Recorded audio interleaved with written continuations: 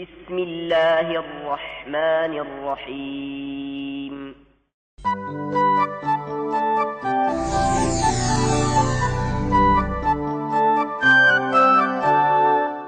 எல்லா புகழும் அல்லாஹ் ஒருவனுக்கே உரியது. சாந்தியும் சமாதானமும் பெருமானார் ஸல்லல்லாஹு அலைஹி வஸல்லம் அவர்கள் மீதும் அவருடைய உற்றார் உறவினர்கள் மீதும் சஹாபாக்கள் மீதும் அல்லாஹ்வின் நல்லடியார் அனைவர் மீதிலும் உண்டாவதாக. அன்புக்குரிய பெரியோர்களே, சகோதரர்களே, அஸ்ஸலாமு அலைக்கும் வரஹ்மத்துல்லாஹி வபரகாத்துஹு.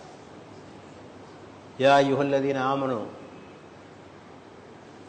இறைவன் திருமறையிலே நமக்கு சொல்லுகின்ற வசனத்தை சென்ற வாரத்திலே சொன்னோம். கூலு கௌலன் சதீதா யுஸ்லிஹ் லக்கும் அமாலக்கும் வ யஃபிர் லக்கும் துனூபக்கும். நீங்கள் நேர்மையான சொல்லையே சொல்லுங்கள்,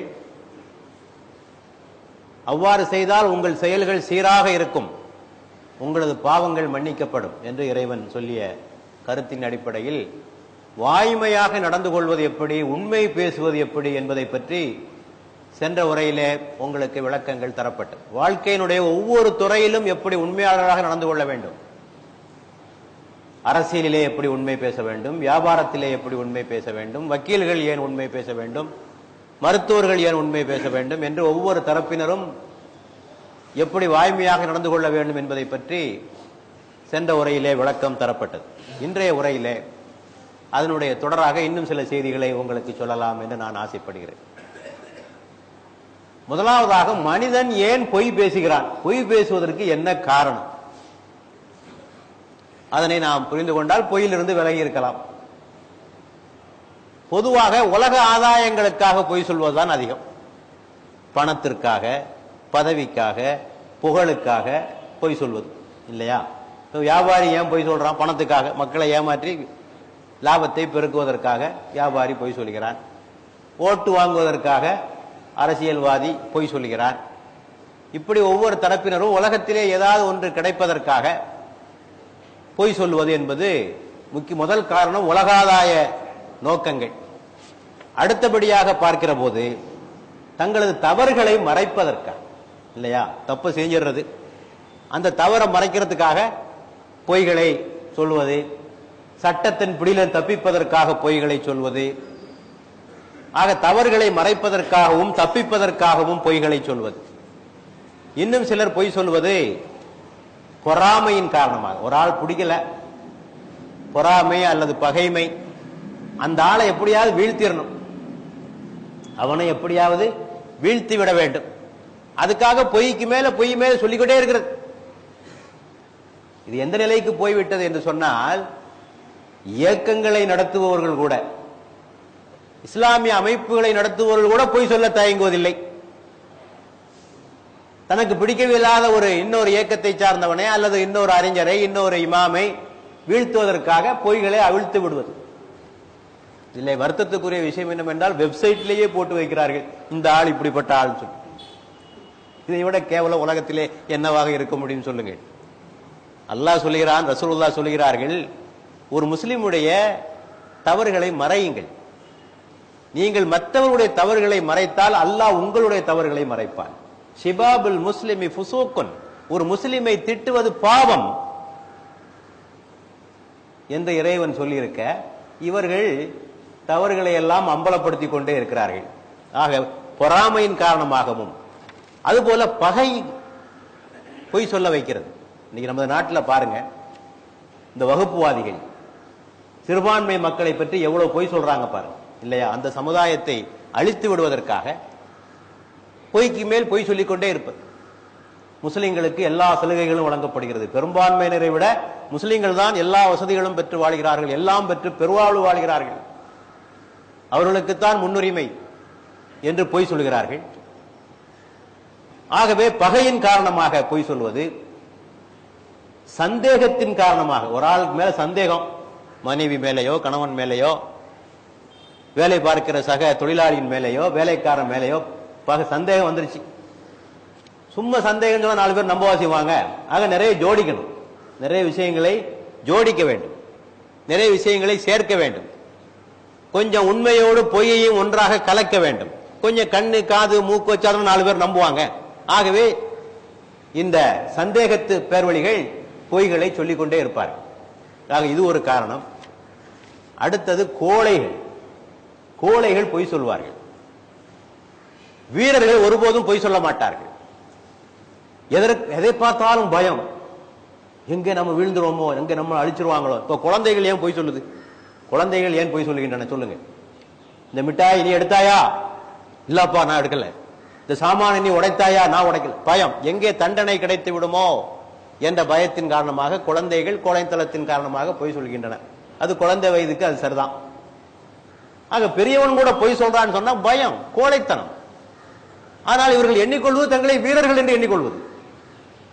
உண்மையிலேயே கோழைகள். ஆக இப்படி பல்வேறு காரணங்களுக்காக பொய் சொல்லுகிறார்கள். சில சமயங்களில் பொய் சொல்ல வேண்டிய தருணங்கள் வருவதும் உண்டு. மார்க்கவும் அதை அனுமதிக்கும். சில நன்மைகளை நாடி சில பொய்களை சொல்வதற்கு மார்க்கத்தில் அனுமதி இருக்கு. பெருமானாரே சொல்லியிருக்காங்க, எப்போதெல்லாம் பொய் சொல்லலாம் என்று சொல்லுகிற போது, 2 பேருக்கு மத்தியிலே சமாதானம் செய்து வைப்பதற்காக பொய் சொல்லலாம். 2 பேர் பகைவர்களா இருக்காங்க, அவங்ககிட்ட போய் இந்தாப்பா உன்னை பத்தி எவ்வளவு நல்லா சொல்றான் தெரியுமா அவன் என்று சொல்லி 2 பேருக்கு மத்தியிலே சேர்த்து வைக்கிறது. கணவன் மனைவி தாம்பத்திய உறவில் பொய் சொல்லிக் கொள்ளலாம், அது காதலனுடைய வெளிப்பாடு. அதை போல போரிலே பொய் சொல்லலாம். போரிலே எதிரியை போக்கு காட்டுவதற்காக, எதிரியை வீழ்த்துவதற்காக பொய்களை சொல்லலாம். இது போன்ற சில தருணங்கள். வீட்டுக்குள்ள ஒரு திருடன் வாரான், எங்க நகையெல்லாம் எங்க இந்த இருங்க உள்ளதான் பெட்டிக்குள்ள இருக்குல்லாம் எடுத்துக்கிடுக்க இந்த சொல்ல முடியும். அப்போது பொய் தான் சொல்ல வேண்டும். ஒரு கொலைகாரன் ஒருவனை விரட்டி கொண்டு வருகிறான், எங்க அந்த ஆளை? இல்ல நம்ம வீட்டுல தான் ஒளிஞ்சிருக்காரு, உள்ள வச்சிருக்கேன் பாருங்க என்று பொய்யா சொல்ல முடியும் இல்லையா? ஆக இது போன்ற ஒருவனுடைய உயிரை, உடைமையை, கண்ணியத்தை பாதுகாப்பதற்காக பொய் சொல்லலாம்.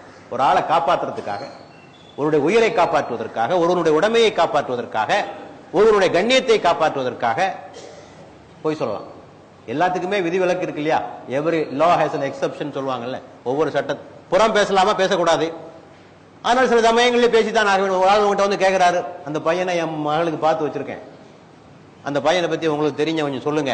அவன் குடிகாரனா இருப்பான், சூதாடியா இருப்பான், நல்ல பையன், எடுத்து முடிங்க என்றா சொல்ல முடியும். உண்மையை சொல்லித்தான் ஆக வேண்டும். அந்த பையனுடைய உண்மை நிலைகளை எடுத்து சொல்லித்தான். அது புறத்தில் சேராது, அது புறமாகாது. ஆகவே இப்படி சில விதிவிலக்குகள் இருப்பதை போல பொய் சொல்வதற்கும் சில விதிவிலக்குகள். ஆக நிர்பந்தமான சில சூழ்நிலைகள் தடை செய்யப்பட்டதை கூட அனுமதிக்கும் என்று சொல்வார்கள். நெசசிட்டி லீகலைசஸ் தி ப்ரோஹிபிட்டட். நெசசிட்டி லீகலைசஸ் தி ப்ரோஹிபிட்டட். ஆக நெருக்கடியான சூழ்நிலைகளில் சில தடுக்கப்பட்ட காரியங்கள் கூட அனுமதிக்கப்படும். பன்றி இறைச்சி அனுமதிக்கப்படும், நெருக்கடியான சமயத்தில் அனுமதிக்கப்படும், குர்ஆன் சொல்லுகிறது. ஆனால் இதையே பொது விதியாக ஆக்கி கொண்டு எல்லாத்துக்கும் விரிச்சிடாதீங்க. இங்கே சொல்லியிருக்காங்க, ரசூலுல்லாஹ் சொல்லியிருக்காங்களே பொய் சொல்லலாம் சொல்லியிருக்காங்க என்று வக்கீல்களை பொய் பேச ஆரம்பித்து விடாதீர்கள். உங்கள் கட்சிக்காரர்களை காப்பாற்றுவதற்காக பொய் பேச ஆரம்பித்து விடாதீர்கள். அவன் செய்த கொலையையும் கொள்ளையும் மறைத்து அவனை பாதுகாக்கின்ற முயற்சியில் ஈடுபட்டு விடாதீர்கள். அது நீங்கள் பொய்க்கு துணை போனதாக ஆகிவிடும். இதை பற்றி சென்ற வாரத்திலே நான் விரிவாக பேசினேன். ஆக வியாபாரிகள் சொல்லிக் கொள்ளக்கூடாது, வியாபாரம் இப்படி செஞ்சா தாங்க வியாபாரம் பண்ண முடியும், இந்த வியாபாரத்துக்கு பொய் தாங்க அடிப்படை, நீ உண்மை பேச ஆரம்பிச்சா வியாபாரமே பண்ண முடியாது. பல பேர் சொல்றான். ஒரு குறிப்பிட்ட தொழில்காரர்களை கேட்டேன், என்னங்க இப்படி எல்லாம் சொல்றாங்களா உங்க வியாபாரத்தை பத்தி? இந்த தொழிலுக்கு அடிப்படையே இதுதான், நீங்க சொல்ற மாதிரி எல்லாம் சொன்னா கடையை எடுத்துட்டு மூடிட்டு போக வேண்டியதான். மூடு மூடு. பொய் சொல்லி மக்களை ஏமாற்றித்தான் ஒரு தொழில் பண்ண முடியும் என்றால் அந்த தொழில் தேவையா? தேவையில்லை. வேறு தொழில் இல்லையா உலகத்தில்? ஆகவே இப்படியே ஒன்றொன்றாக விரித்து கொண்டு போய் எல்லா ஹராத்தையும் நீங்கள் ஹலாமாக நீங்கள் ஆக்கி விடாதீர்கள். ஆகவே பொய் சொல்வதற்கு இவையெல்லாம் ஒரு காரணங்கள். உலக ஆதாயங்களுக்காக பொய் சொல்வது, பொறாமையின் காரணமாக பொய் சொல்வது, பகையின் காரணமாக பொய் சொல்வது, தவறுகளை மறைக்க பொய் சொல்வது, சந்தேகப்பட்டு பொய் சொல்வது, கோழைத்தனத்தின் காரணமாக பொய் சொல்வது, சில சமயங்களிலே நன்மையை நாடியும் பொய்களை சொல்வது. அடுத்து இந்த பொய் சொல்வதனால் என்ன கேடுகள், உண்மை சொல்வதனால் என்ன நன்மைகள் என்பதை முதலாவதாக எண்ணி பார்க்க வேண்டும். உண்மை அழகானது, உண்மைதான் அழகு இல்லையா? உண்மைதான் அழகு. பொய் அருவருக்க தகுந்தது. முதல்ல கேட்கிற போது பொய் கொஞ்சம் அழகா இருக்கு. இங்க இந்த பத்திரிகைகள் எல்லாம் வருது பாருங்க, கிசு பகுதிகள், ஆந்தையார் கழுகார்லாம் வச்சிருக்கான் சில பத்திரிகைகள்ல. அவ்வளவும் பொய், பெரும்பாலானவை பொய். ஆனா மக்களுக்கு அதெல்லாம் சுவாரஸ்யம் இருக்கு. அதைத்தான் முதல்ல படிக்கும். இந்த நடிகை இவனோட ஓடினால், அந்த அரசியல்வாதி அப்படி செஞ்சார், ஆட்சி அங்கே கவலை போய் எல்லாம் போய் அந்த பத்திரிகை எல்லாம் அப்படியே சேகரித்து வச்சிருந்து ஒரு 4 வாரம் கழிச்சு அதை படிச்சு பாருங்க, ஒண்ணுமே நடந்திருக்காது, எதுவுமே நடந்திருக்கு. ஒரு பாதி ஒரு கால்வாசி நடந்திருக்கு. ஆக பொய் மேற்போக்குக்கு அழகானதாக இருந்தாலும் அதுதான் அது அருவருப்பானது என்பதை நாம் தெளிவாக புரிந்து கொள்ள வேண்டும். பொய் பேசுபவர்களுக்கு சுயமரியாதை இல்லாதவர்கள், பொய் பேசுபவர்கள் சுயமரியாதை இல்லாதவர்கள், நாணம் இல்லாதவர்கள், வெட்கம் இல்லாதவர்கள். வெட்கம் உள்ளவன் ஒருபோதும் பொய் சொல்ல மாட்டான். ஏன்னா இந்த பொய் ஒரு நாளைக்கு வெளிச்சத்துக்கு வரும். எவ்வளவு காலத்துக்கு மறைக்க முடியும்?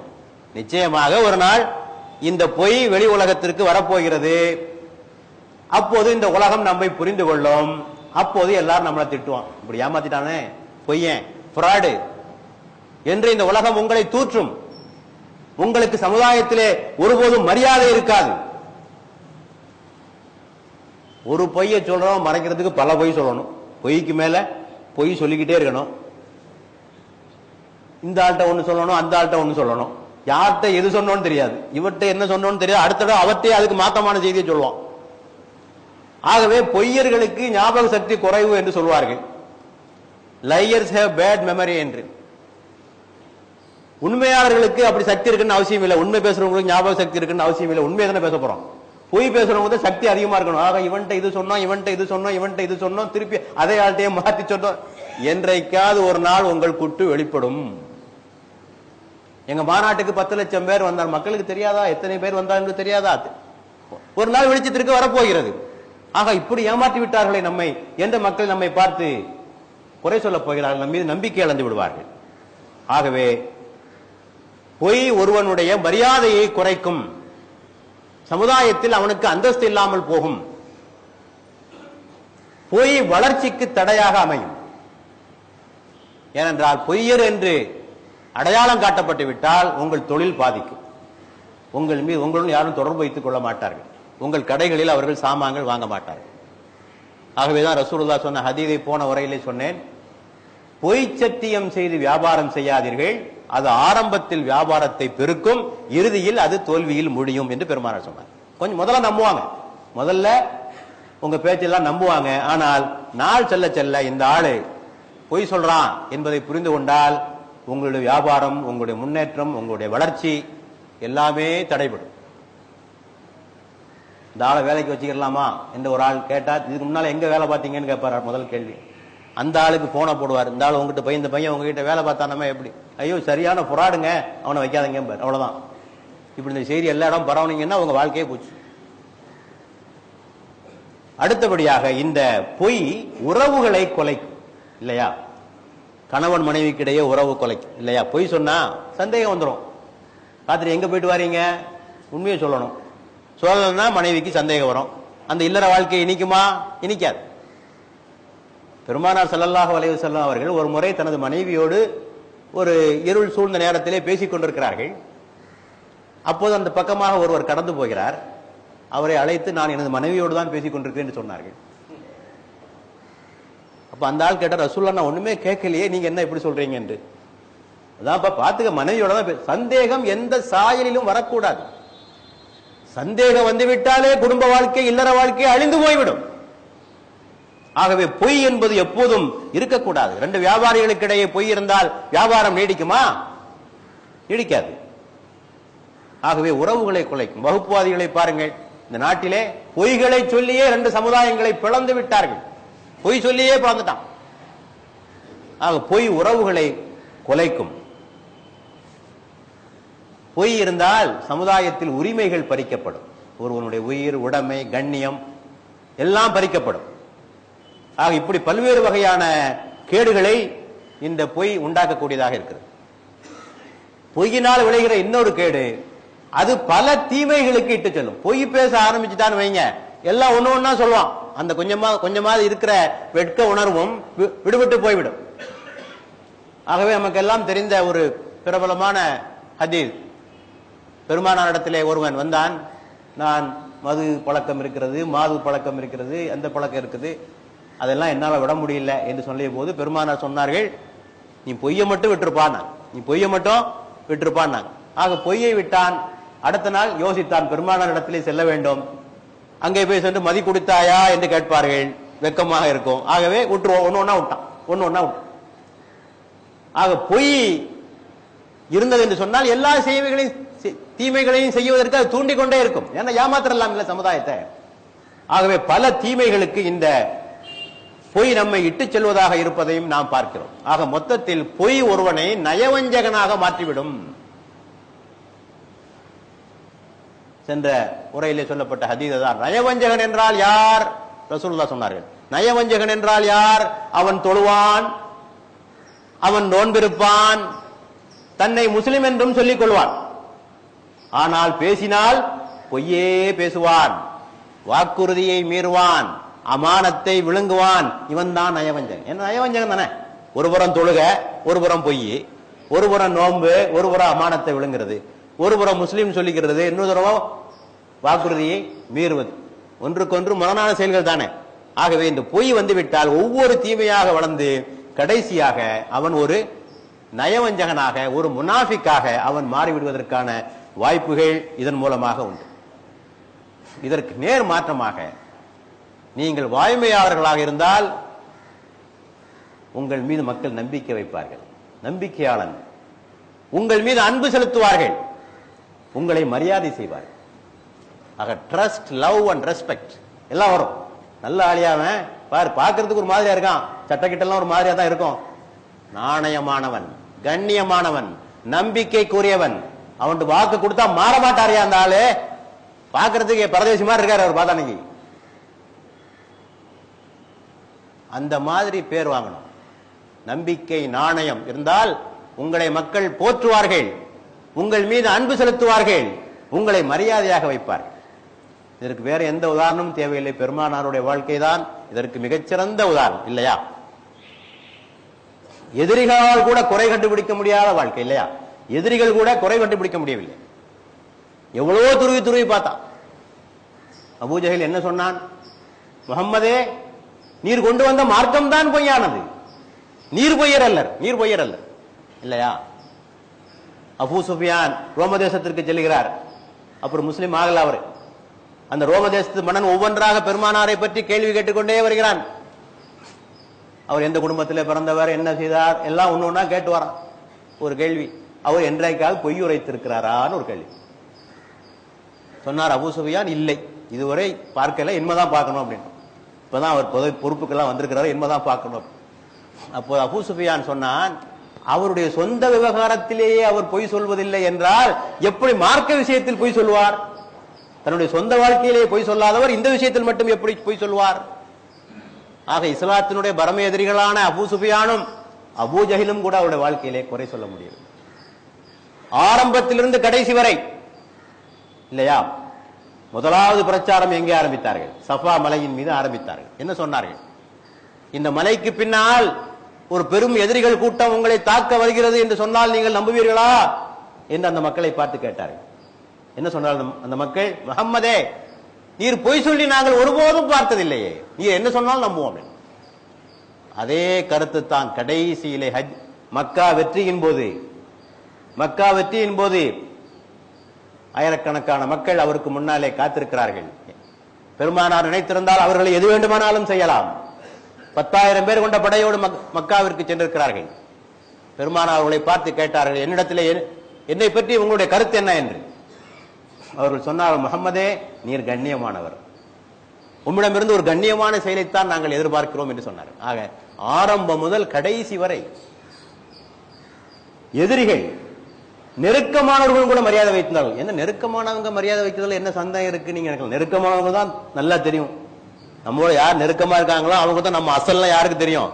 நம்ம நண்பனுக்கு தெரியும், நம்முடைய மனைவிக்கு தெரியும், நம்முடைய வேலைக்காரனுக்கு தெரியும் இல்லையா? பக்கத்து வீட்டுக்காரனுக்கு தெரியும் இல்லையா? ஆகவே தூரத்தில் உள்ளவங்க கொடுக்கிற சான்றிதழ், சர்டிபிகேட் எல்லாம் ஒன்றும் பெரிய விஷயம் இல்லை. உங்க மனைவி உங்களுக்கு கொடுப்பாளா? உங்க வேலைக்காரன் உங்களுக்கு சர்டிபிகேட் கொடுப்பானா இல்லையா? உங்க பக்கத்து வீட்டுக்காரன் உங்களுக்கு சர்டிபிகேட் கொடுப்பானா? அதான் முக்கியம். ரசூலுல்லாஹ் சொன்னாங்க, ஹைருக்கும் ஹைருக்கும் லிஅஹ்லி, குடும்பத்தாருக்கு சிறந்தவனே மனிதனில் சிறந்தவன். வானா ஹைருக்கும் லிஅஹ்லி, நான் எனது குடும்பத்தாருக்கு சிறந்தவராக இருக்கிறேன். அண்டை வீட்டுக்காரன் உன்னை நல்லவன் என்று சொன்னால் நீ நல்லவனே, அவன் கெட்டவன் என்று சொன்னால் நீ கெட்டவனே. ரசூலுல்லாஹ் சொன்னார். அப்ப ரசூலுல்லாஹ் அனுபவிக்கிறாங்க, நான் நபியாக ஆகிவிட்டேன், இறைவன் என்னை இறை தூதராக ஏற்றுக்கொண்டான், ஆக்கிவிட்டான் என்று சொன்ன போது முதலாவதாக ஏற்றுக்கொண்டவர்கள் யார்? நெருக்கமானவர்கள், மனைவி கதீஜா அம்மையார் அவர்கள், உற்ற நண்பர் அபூபக்கர் சித்திக் அவர்கள், அவருடைய மருமகன் அலி அவர்கள், அவருடைய வேலைக்காரர் ஜெயித் இப்னு ஹாரிதா அவர்கள். ஏன்னா அவங்களுக்கு தெரியும் இந்த ஆள் போய் சொல்ல மாட்டாரு. இப்ப நம்ம நிலைமை என்னன்னா, நம்முடைய பெரும்பாலும் நம்ம ஏதாவது ஒரு கொள்கையை சொன்னா முதல்ல நெருக்கமானவங்க ஏத்துக்கிற மாட்டாங்க. நெருக்கமானவங்க இவனை பத்தி தெரியாது, இவன் என்ன சொல்வான். இன்னைக்கு பல அமைப்புகள் பல தலைவர்களை பார்க்கிறோம், நெருக்கமானவங்க அவர்கள் நம்பிக்கை வைக்கவில்லை, தூரத்தில் உள்ளவர்கள் அவரை மரியாதையாக போற்றுகிறார்கள், நெருக்கமானவர்கள் திட்டி தீர்க்கிறார்கள். ஆக நெருக்கமானவர்களாக இருந்தாலும் சரி, தூரத்திலே இருந்தாலும் சரி, எல்லோரிடத்திலும் பேர் வாங்க கிடைக்க வேண்டும் என்று சொன்னால் நீங்கள் வாய்மையாளர்களாக இருக்க வேண்டும். ஆக இவைதான் வாய்மையாளர்களுக்கு கிடைக்கிற பரிசு. ஆக அன்புக்குரிய சகோதரர்களே, இந்த வாய்மைதான் வெற்றி பெறும், அதை நன்றாக தெரிந்து கொள்ளுங்கள். பொய் ஒருபோதும் வெற்றி பெறாது. அல்லாஹ் சொல்கிறான், குல் ஜாஅல் ஹக்க வ ஸஹகல் பாத்தில் இன்னல் பாத்தில கான ஸஹூகா. உண்மை வந்தது, பொய் அழிந்தது. பொய் நிச்சயமாக அழியக்கூடியது. பொய்யினுடைய தன்மையே என்ன? அழிவதுதான். மெழுகினுடைய தன்மை உருகக்கூடியது, பனிக்கட்டியினுடைய தன்மை கரையக்கூடியது, நெருப்பினுடைய தன்மை எரிக்கக்கூடியது, அதே போல பொய்யினுடைய தன்மை அழியக்கூடியது. ஆக எவ்வளவு காலத்துக்கெல்லாம் ஏமாற்ற முடியாது, கொஞ்ச காலத்துக்கு தான், கொஞ்ச காலத்துக்கு மக்களை ஏமாற்றலாம். என்றைக்காவது உண்மை ஒரு நாள் வெளிவந்தே தீரும். இன்னொரு வசனம் திருமறை சொல்லுகிறது, 21:18, நாம் சத்தியத்தை கொண்ட அசத்தியத்திற்கு அடி கொடுக்கிறோம், அது அசத்தியத்தின் தலையை பெயர்த்து விடுகிறது, நீங்கள் பார்த்து கொண்டிருக்கவே அசத்தியம் அழிந்துவிடும். குர்ஆன் சொல்லி. ஆக அல்லாஹ் சொல்றான், சத்தியத்தை கொண்டு அசத்தியத்திற்கு நாம் அடி கொடுப்போம், அசத்தியத்தின் தலை பெயர்ந்து போய்விடும் என்று சொல்கிறான். இன்னொரு வசனத்திலே சொல்கிறான், சத்தியம் வந்துவிட்டது, இனி அசத்தியத்தினால் எதுவும் செய்ய முடியாது. 34:49, சத்தியம் வந்துவிட்டது, அசத்தியத்தினால் எதுவும் செய்ய முடியாது என்று ஒரு வசனம். ஆக சத்தியம் தான் வெற்றி பெறும். அல்லாஹ் நமக்கு ஒரு வேண்டுகோள் விடுக்கிறார், பூமியிலே சுற்றி திரிந்து பாருங்கள். குல் சீரு ஃபில் அர்லி ஃபன்துரு கைஃப கான ஆகிபத்துல் முகذிபீன். பூமியிலே சுற்றி பார்ந்து பாருங்கள், இதற்கு முன் சென்ற பொய்யர்களுடைய முடிவு என்னவாயிற்று என்று பாருங்கள். நான் தத்துவமா பேசலப்பா, வரலாற பாரு, வரலாற பாரு. பொய்யர்கள் வெற்றி பெற்றார்களா? ஃபிரௌன் வெற்றி பெற்றானா? இல்ல. ஹாமான் வெற்றி பெற்றானா? இல்ல. அழிந்து போனார்கள். ஹிட்லர் வெற்றி பெற்றானா? தன்னைத்தானே துப்பாக்கியால் சுட்டுக் கொண்டு செத்தான், கொடுங்கோலன் ஹிட்லர். நாம் இன்னைக்கு பார்த்துக்கிட்டு இருக்கோம் இல்ல, கொடுங்கோலருடைய முடிவு என்னவாயிற்று? ஈரான் மன்னர் ஷா நாட்டை விட்டே ஓடினார், போனவர் தான், நாட்டுக்கே திருப்பி வரல. இப்போது துனிசியாவிலே பென் அலி 23 ஆண்டு காலம் கொடுமைக்கார ஆட்சியை அந்த நாட்டிலே நடத்திவிட்டு பிளான் எடுத்துக்கிட்டு ஓடுறான் ஒவ்வொரு நாடா, யாரும் உள்ள விட மாட்டான். பிரான்ஸ், ஒரு காலத்திலே அவனை ஆதரித்த பிரான்ஸ் உள்ள வர முடியாது. கடைசியாக சவுதி அரேபியா அவருக்கு தஞ்சம் கொடுத்திருக்கிறது. கொடுத்ததில் ஒன்றும் தப்பில்லை, ஆனால் அவரை விசாரணைக்கு உட்படுத்த வேண்டும். ஒரு மனிதாபிமான அடிப்படையிலே பாதுகாப்பு கொடுக்கலாம், ஆனால் அவன் செய்த தவறுகளுக்கு மக்களுக்கு முன்னாலே நிறுத்தி, நீ அடித்த கொள்ளைகள் என்ன, எவ்வளவு பணம் சம்பாதித்தாய், இதோ கணக்கு கொடு என்று சொல்லவும் அந்த அரசாங்கம் இருக்க வேண்டும்.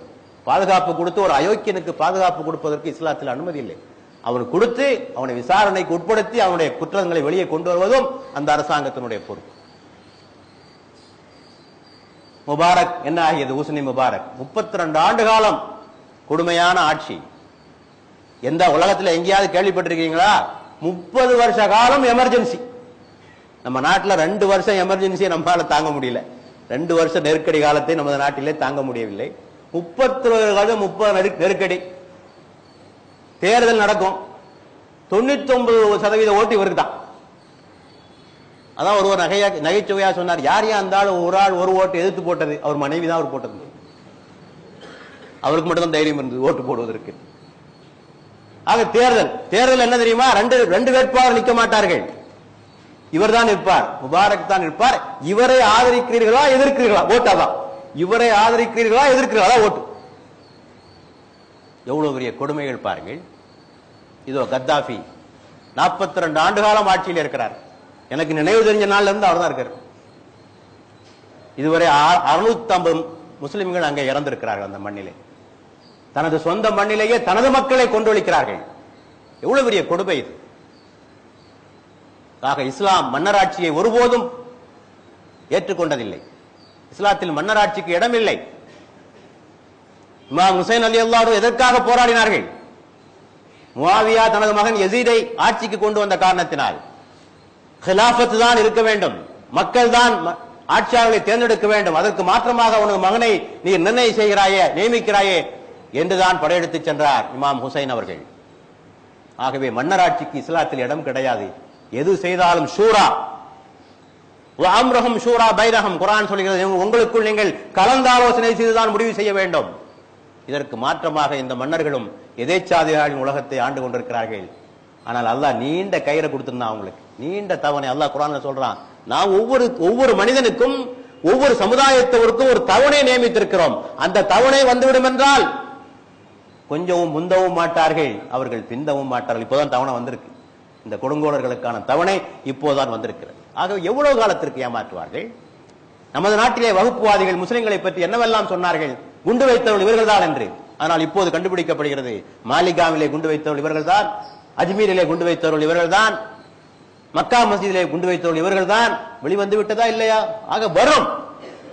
அல்லாஹ் சொல்றான்ல, உண்மை வந்தது, பொய் அழிந்தது. ஆக நிச்சயமாக இந்த பொய் அழியக்கூடிய சக்தி படைத்தது. உண்மை பொய் அழியக்கூடிய சக்தி படைத்தது. ஜார்ஜ் புஷ் ஏமாத்தினான், ஈராக்கிலே பேரழிவு ஆயுதங்கள் இருப்பதாக சொல்லி உலகத்தையே ஏமாற்றினான்.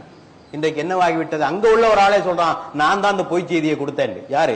ஈராக்கிலே உள்ள ஒரு ஆள் சொல்கிறான், நான் தான் இந்த பொய் செய்தியை அமெரிக்காவுக்கு கொடுத்ததே நான் தான். எவ்வளவு காலத்துக்கு இருக்க முடியும்? ஆகவே யோசித்து பாருங்கள். என்றும் வாய்மையிலேயே நாம் இருக்க வேண்டும். ஆக ஒரு முஸ்லிம் என்றால் அவனுடைய அடையாளம் என்ன? வாய்மை தான் அவனுடைய அடையாளம்.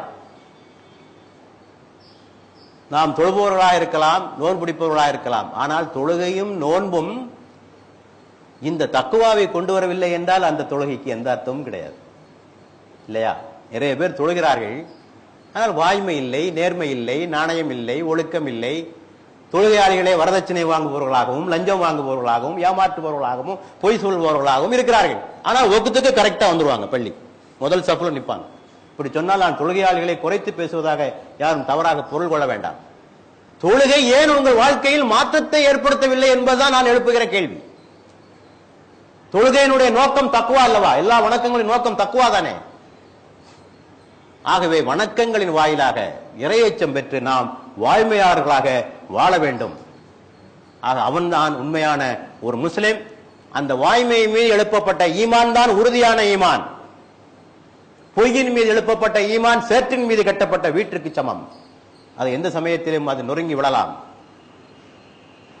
பெருமானார் ஸல்லல்லாஹு அலைஹி வஸல்லம் அவர்கள் சொன்னார்கள், நீங்கள் பொய் பேசினால் உங்களுடைய உள்ளத்திலே, இதயத்திலே ஒரு கரும்புள்ளி விழுகிறது. தொடர்ந்து பொய் பேசிக்கொண்டே இருந்தால் அது பெரிய இருளாக மாறி உங்கள் இதயத்தையே அது நிரப்பிவிடும் என்று குர்ஆன் வசனத்தை ஓதி காட்டினார்கள். 83:14 அவர்கள் சம்பாதித்துக் கொண்டிருந்த தீவினைகளின் காரணத்தினால் அவருடைய இதயங்கள் துருவாக படிந்து விட்டன என்று பெருமானார் அந்த ஆயத்தை ஓதி காட்டினார். தொடர்ந்து போய் சொன்னா இதயமே இருளாக ஆகிவிடும். ஆகவே இந்த நிலையில் இருந்து நாம் விடுபட்டு வாய்மையே வெல்லும், வாய்மைதான் வலிமை தரும். வாய்மையின் அடிப்படையில் வாழ்வதற்கு நாம் அனைவரும் முயற்சி செய்ய வேண்டும்.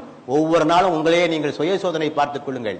இன்னைக்கு என்னமா பொய் சொல்லியிருக்கோமா, ஏமாத்தி இருக்கோமா, என்ன சொல்லியிருக்கோம்? வியாபாரிகள் யோசிங்க, வக்கீல்கள் யோசிங்க, டாக்டர்கள் யோசிங்க, எல்லாரும் யோசிங்க. ஆக வாய்மைதான் நமக்கு மறுமையில வெற்றி தரும். அப்படிப்பட்ட வாய்மையாளர்களாக எல்லாம் வல்ல இறைவன் உங்களையும் என்னையும் ஆக்கி அருள்வானாக. வாஹிரு தாவானா அல்ஹம்துலில்லாஹி ரப்பில் ஆலமீன். வஸ்ஸலாமு அலைக்கும் வரஹ்மத்துல்லாஹி வபரகாத்துஹு.